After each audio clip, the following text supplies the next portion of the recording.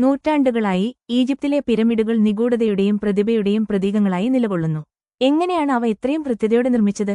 അവ വെറും ശവകുടീരങ്ങളായിരുന്നോ അതോ അവയ്ക്ക് വലിയ ലക്ഷ്യമുണ്ടായിരുന്നോ? ഗിസയിലെ ഗ്രേറ്റ് പിരമിഡ് ഒരു കാലത്ത് മിനുസമാർന്നതും മിനുസപ്പെടുത്തിയതുമായ ചുണ്ണാമ്പുകല്ല് കൊണ്ട് മൂടപ്പെട്ടിരുന്നു. ഇത് സൂര്യനു കീഴിലുള്ള ഒരു കണ്ണാടി പോലെ തിളങ്ങി. കാലക്രമേണ ഭൂകമ്പങ്ങളും മനുഷ്യപ്രവർത്തനങ്ങളും അതിന്റെ പുറംപാളി ഇല്ലാതാക്കി ഇന്ന് നാം കാണുന്ന കാലാവസ്ഥയ്ക്ക് വിധേയമായ ഘടനയെ അവശേഷിപ്പിച്ചു. അതിന്റെ ഏറ്റവും വലിയ രഹസ്യങ്ങളിലൊന്ന് യഥാർത്ഥ വടക്കുമായുള്ള അതിന്റെ പൂർണ്ണമായ വിന്യാസമാണ്, ആധുനിക വാസ്തുശില്പികൾ പോലും നേടാൻ പാടുപെടുന്ന കൃത്യത. പിരമിഡുകൾ ഓറിയോണിന്റെ ബെൽറ്റുമായി യോജിക്കുന്നു. ഇത് നക്ഷത്രങ്ങളുമായുള്ള ആഴത്തിലുള്ള ബന്ധം സൂചിപ്പിക്കുന്നു. മരുഭൂമിയിലെ തീവ്രമായ ചൂടുണ്ടായിരുന്നിട്ടും പിരമിഡ് 20 ഡിഗ്രി സെൽഷ്യസിൽ സ്ഥിരമായി തുടരുന്നു.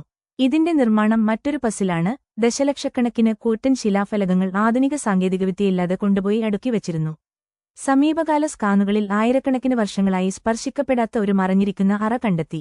ഉള്ളിൽ എന്താണ് കിടക്കുന്നത് എന്നത് അജ്ഞാതമായി തുടരുന്നു. അതിലും നിഗൂഢമായി, ഗ്രേറ്റ് പിരമിഡിൽ ഒരിക്കലും മമ്മികൾ കണ്ടെത്തിയിട്ടില്ല.